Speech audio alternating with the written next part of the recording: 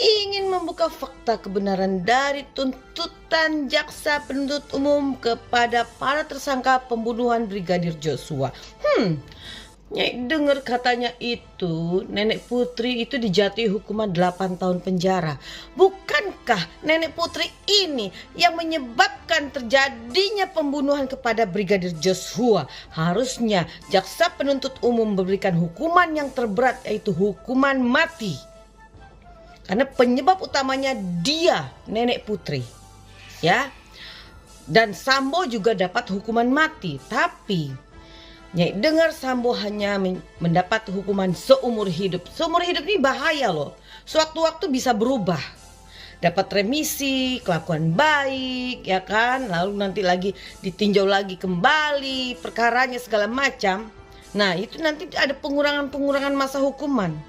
Ya. Ini ada apa nih dengan jaksa-jaksa ini nih? Harusnya mereka itu memutuskan sesuai dari perbuatan yang mereka lakukan. Seperti Sambo, dia memerintahkan untuk Richard menembak Joshua. Si nenek Putri harusnya dialah dalang utama penyebab adanya masalah ini. Ada apa dengan jaksa penuntut umum? Apa ada acting lagi, sinetron baru lagi? Jaksa yang mengumumkan itu berekspresi sedih, nangis, tapi kok Nyai nggak terharu liatnya?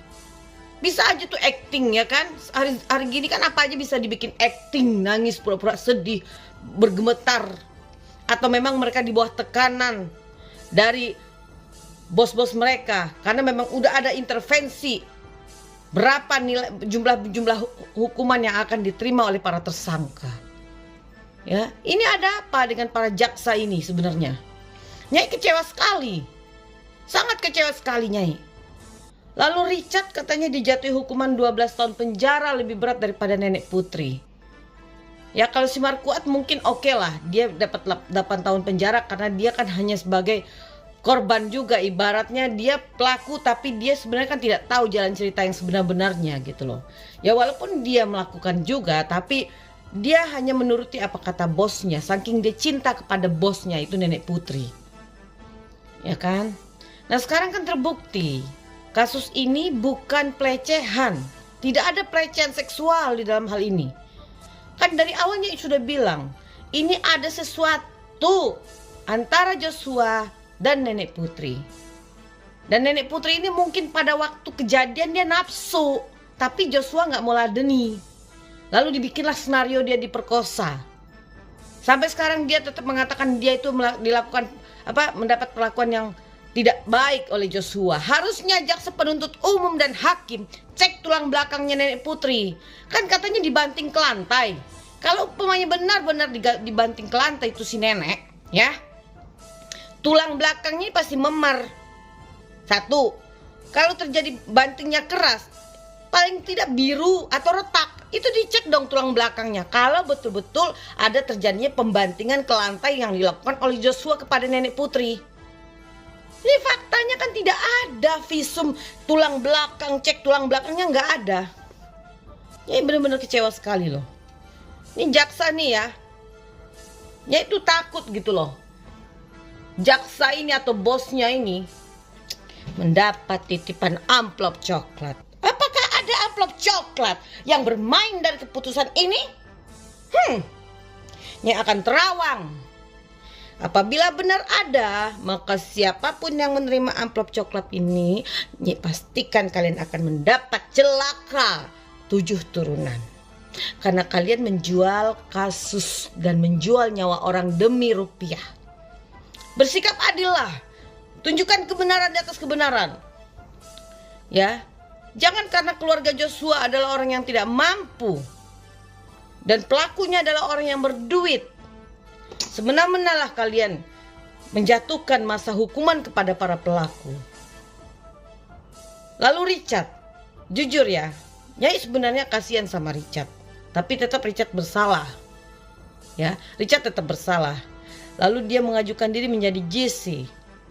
Harusnya jaksa juga melihat bagaimana Richard sudah berkata benar, sebenar-benarnya mengungkap kasus ini. Kalau Nyai, kenapa si pelaku utama dua orang ini, si nenek Putri inilah dalang sebenar-benarnya, ya kan? Karena dialah penyebabnya kan. Harusnya nenek Putri ini minimal 20 tahun penjara. Richard itu bisa 5 tahun dan 8 tahun penjara karena dia kan atas perintah atasan.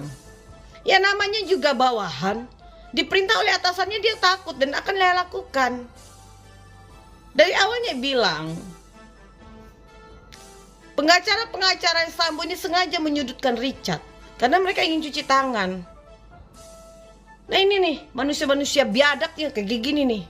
Mereka yang salah tuh mereka yang menyudutkan orang lain, orang kecil. Ya, sekarang kita berharap kepada Bapak Hakim. Semoga Bapak Hakim juga tidak masuk angin, juga tidak mendapatkan amplop coklat. Nyai berharap itu ya, keadilan yang sebenar-benarnya ya. Keadilan di atas keadilan yang sebenar-benarnya ditegakkan di negara ini dalam kasus Brigadir Joshua. Tapi kalau tidak, ya pastikan kalian semua yang bermain di balik kasus ini akan selesai dan dibinasakan oleh kekuatan alam semesta. Dan Nyai pastikan itu. Jangan macam-macam, kata Nyai. Kalau Nyai bilang kalian akan hancur dan binasa, maka kalian satu persatu akan hancur dan binasa. Karena kalian telah mempermainkan kebenaran, keadilan hukum di negara ini. Hari ini adalah di mana alam semesta dan Allah Subhanahu wa taala yang memiliki kekuasaan. Manusia akan menerima segala karma dari perbuatannya. Ingat itu. Jangan macam-macam kalian. Hanya demi uang kalian bisa mengaburkan fakta hukum yang sebenar-benarnya. Nyai sangat kecewa sekali. Tinggal kita menunggu hakim. Apakah betul-betul hakim ini bertugas dengan baik, profesional, dengan amanah, sesuai sumpah janjinya sebelum menjadi hakim, menegakkan keadilan dan kebenaran yang sebenar-benarnya di negara ini. Jangan ada lagi masalah seperti ini terjadi di negara ini. Jaksa tuntut Richard Eliezer 12 tahun bikin penggemar kecewa dan berteriak sidang sempat diskors. Sidang tuntutan Richard Eliezer dalam kasus dugaan pembunuhan berencana di Pengadilan Negeri Jakarta Selatan Rabu 18 Januari 2023 sempat diskors saat poin tuntutan dibacakan. Hal itu terjadi setelah pengunjung yang didominasi pendukung Baradae itu teriak histeris usai jaksa penuntut umum agar hakim menjatuhkan pidana penjara 12 tahun penjara untuk Richard Eliezer.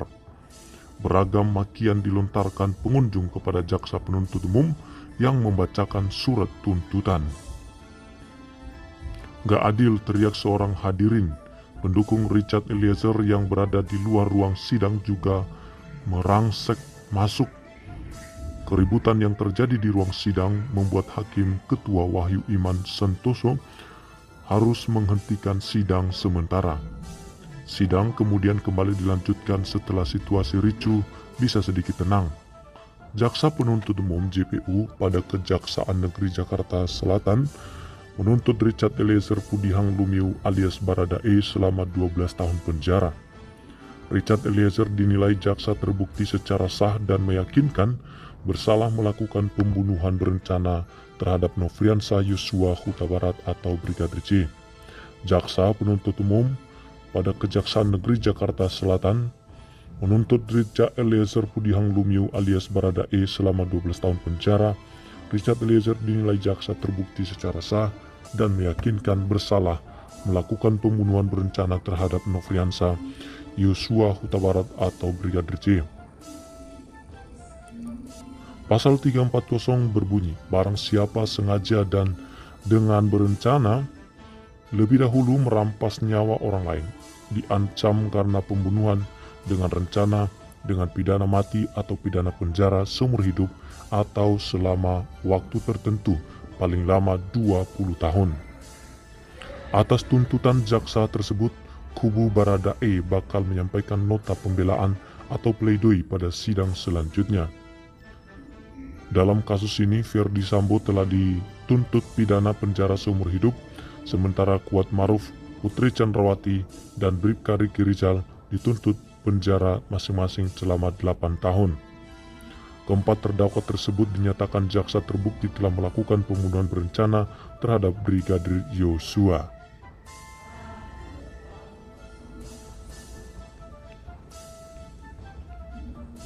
Soal hukuman yang pantas untuk Richard Eliezer, ibu Brigadir J, dia bela Yosua dan sudah minta maaf.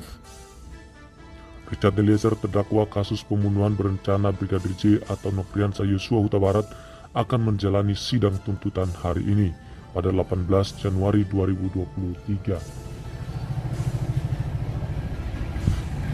Ibu Brigadir J, Rosti Simajuntak, mengatakan mengenai hukuman yang pantas untuk Richard, pihak keluarga menyerahkan ke jaksa penuntut umum dan majelis hakim. Tuntutan Eliezer di sana kami kembalikan ke JPU karena dia sebagai justice kolaborator dan karena dia sebelum persidangan dimulai dia telah meminta maaf dan dia sanggup membuka kasus ini, memberikan pertolongan keadilan untuk Yosua, ujar Rosti, dikutip dari tayangan Kompas TV Selasa 17 Januari 2023. Dikatakan saya akan membela Bang Yos, jadi dia telah bersedia, semoga di sana JPU atau hakim yang berikan hukuman yang setimpal buat dia, ujar Rosti. Minta Ferdi Sambo dihukum mati. Sementara Rosti merasa kecewa dengan tuntutan hukuman penjara seumur hidup yang diberikan JPU terhadap Ferdi Sambo. Rosti mengatakan tindakan sadis yang dilakukan Sambo terhadap anaknya haruslah mendapat hukuman yang lebih berat daripada hukuman penjara seumur hidup. Untuk itu, kini keluarga Yosua menggantungkan harapan ke majelis hakim agar dapat memberikan keadilan kepada keluarga dengan menghukum mati Ferdi Sambo. Tapi kami berharap kepada hakim, biarlah Pak Hakim yang mulia yang memutuskan persidangan tuntutan yang seadil-adilnya, agar kami diberikan hukum seadil-adilnya, terlebih lagi kepada anak kami yang terbunuh dengan sadis, keji dan biadab, ujar Rosti. Jadi harapan kami hanya kepada hakim yang mulia sebagai utusan Tuhan yang kami percayai dan yakini bisa memutuskan hukuman mati untuk Ferdi Sambo yang telah melakukan pembunuhan berencana, kata Rosti.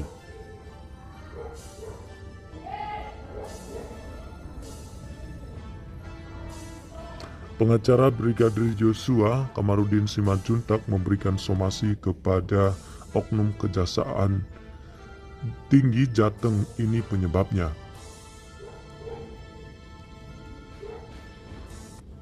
Oke, kita beralih kepada berita yang lain. Beberapa waktu yang lalu pengacara Brigadir J, Kamarudin Simajuntak, yang berperkara dengan Ferdi Sambo melayangkan somasi kepada oknum Kejaksaan Tinggi Kejati Jawa Tengah, Jateng, bukan terkait Brigadir J. Somasi tersebut menindaklanjuti adanya dugaan percobaan pemerasan yang menimpa kliennya bernama Agus Hartono. Menanggapi hal itu, Asisten Intelijen Asintel Kejati Jateng, Bambang Marsana, mengatakan pimpinan Kejati Jateng sudah memerintahkan untuk melakukan pemeriksaan secara profesional.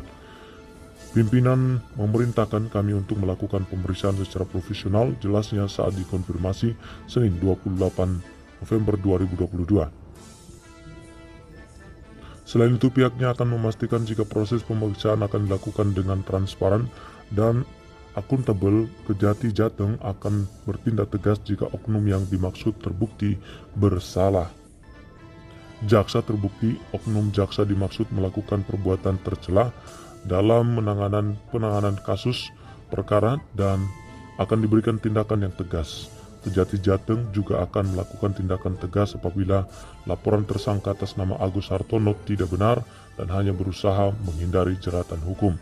Kita juga akan melakukan tindakan tegas kepada Agus Hartono apabila laporan tersangka tak benar paparnya. Menurutnya, sudah tepat Agus Hartono ditetapkan sebagai tersangka, pasalnya sudah sesuai dengan prosedur hukum karena barang yang dijaminkan berupa PT CGP sudah sesuai dengan prosedur hukum penetapan jadi tersangka. Meski demikian, dia memastikan terhadap proses hukum atas nama Agus Hartono akan dilakukan pemeriksaan secara profesional, transparan, dan akuntabel. Meskipun tersangka dan penasihat hukumnya sedang mengajukan gugatan pra peradilan di Pengadilan Negeri Semarang, kita akan memastikan proses hukum Agus Hartono dilakukan secara profesional, akuntabel, dan transparan.